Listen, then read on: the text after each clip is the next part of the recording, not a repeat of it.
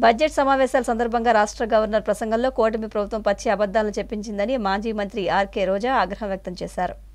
Budget సమావేశాల సందర్భంగా రాష్ట్ర గవర్నర్ ప్రసంగంలో కూటమి ప్రభుత్వం పచ్చి అబద్ధాలను చెప్పించిందని మాజీ మంత్రి ఆర్కే రోజా ఆగ్రహం వ్యక్తం చేశారు. తాడేపల్లి వైసీపీ కేంద్ర కార్యాలయంలో ఆమె మీడియాతో మాట్లాడుతూ ఈ 5 ఏళ్లలో హామీల అమలు ఎలా చేస్తారో చెప్పకుండా విజన్ 2047 గురించి గవర్నర్ ప్రసంగంలో మాట్లాడించడం అర్థరహితమన్నారు. కూటమి ప్రభుత్వ వైఫల్యాలను ఎక్కడ అసెంబ్లీ సాక్షిగా ఎండగడతారోననే భయంతోనే వైసీపీకి ప్రతిపక్ష హోదా ఇవ్వకుండా నిరాకరిస్తున్నారని ధ్వజమెత్తారు. ఎప్పుడూ కూడా బడ్జెట్ ప్రసంగం అనగానే మెజారిటీ విద్యారంగం, వైద్య రంగం, వ్యవసాయ రంగం, ఇరిగేషన్ వీటి మీద ఎలాంటి కమిట్మెంట్తో, ఎలాంటి లక్ష్యాలతో, దేనికి ప్రాధాన్యత ఏ విధంగా ఇస్తున్నారో చెప్తారని ఎదురు చూస్తే విజన్ 2047 అని చెప్పి కాకమ్మ కబుర్లతో ఆ ప్రసంగాన్ని ముగించడం మనం చూసాం. నిజంగా చాలా బాధేస్తుంది గవర్నర్ గారితో కూడా అబద్ధాలు చెప్పించడం. ఎందుకంటే చంద్రబాబు నాయుడుకి ఇచ్చిందే 5 సంవత్సరాల కాలంలో.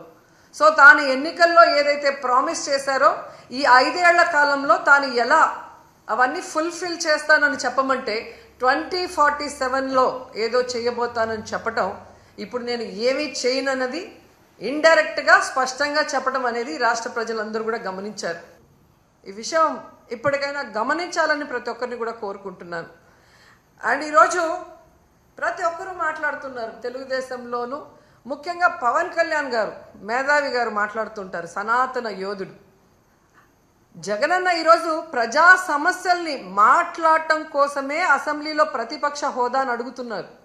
ఎందుకంటే ఒక ప్రతిపక్ష హోదా ఉన్నప్పుడు ఇంత సమయం అని ప్రతిపక్ష పార్టీకి కేటాయిస్తారు కాబట్టి ఈ రాష్ట్రంలో ఉన్న ప్రజల కష్టాల్ని, వాళ్ళు ఏదైతే ఎదురు చూస్తున్నారో వాటిని ప్రభుత్వం దృష్టికి తీసుకురావటం కోసం ఈరోజు అన్న అడుగుతూ ఉంటే వంకర టింకర్గా మాట్లాడతాడు పవన్ కళ్యాణ్ గారు.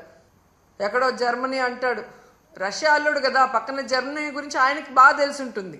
కానీ ఆంధ్రప్రదేశ్లో ఏం జరుగుతుందో ఆయనకు తెలియకపోవడం మాకు బాధాకరం.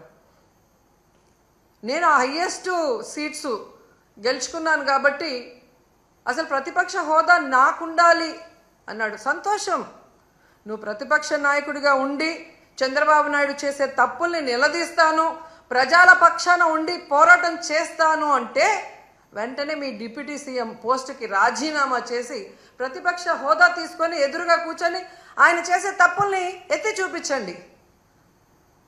ఆ పని మీరు చేయలేరు కదా. చంద్రబాబు నాయుడికి కష్టం అంటే డైవర్షన్ పాలిటిక్స్ చేస్తారు, చంద్రబాబు నాయుడు గారికి కష్టం అంటే రోడ్డు మీద పడుకుంటారు. కానీ ఈ రాష్ట్రంలో ఆడపిల్లలు రేప్ అవుతున్నా, మర్డర్ అవుతున్నా, విద్యార్థులు రోడ్ల మీదకి వచ్చి చెప్పులతో కొట్టుకుంటున్నా, వాళ్ళకి జరిగిన అన్యాయానికి మీరు హాస్పిటల్ బెడ్ మీద పడుకొని ఏమీ విన్నట్టు ఉంటారు. ఎన్నికల ముందు మీ స్పీచ్లో ఆవేశంగా మీరు చెప్తుంటే నిజమని నమ్మిన వాళ్ళు ఈరోజు వాళ్ళ చెప్పులతో వాళ్ళు కొట్టుకుంటుంటే అయినా మీకు అర్థమవుతుందంటే అది కూడా అర్థం కాకుండా మళ్ళీ జగనన్నను బ్లేమ్ చేస్తున్నారు. మీకు నిద్రపోయినా, మెలుకున్నా, అసెంబ్లీకి వచ్చినా, బయటకు వెళ్ళినా ఎప్పుడు జగన్ జగన్ జగన్ జగన్ని ఎలా తిట్టాలి, జగన్ మీద ఎలా దుమ్మెత్తిపోయాలన్న ఆలోచన తప్ప మరొకటి లేదా? 9 నెలలైంది మీరు అధికారంలోకి వచ్చి. మెజారిటీ సీట్లు మీకున్నాయని గొప్పగా చెప్పుకుంటున్నప్పుడు 11 సీట్లను ఎక్కిరించే మీరు 11 సీట్లున్న జగనన్నకి ప్రతిపక్ష హోదా ఇవ్వడానికి ఎందుకు భయపడుతున్నారు? ఒకవేళ మీరు గవర్నర్ స్పీచ్లో చెప్పినట్టు గత ప్రభుత్వంలో జగన్ గారే తప్పులు చేయడం వల్ల నష్టపోయి ఉంటే ఆయన ప్రతిపక్ష హోదా ఇస్తే అసెంబ్లీకి వస్తారు కదా, అప్పుడు నిలదీయండి, ప్రూఫ్లు చూపించండి. అంటే మీ పచ్చ మీడియాలో మీరు మాట్లాడే మాటలు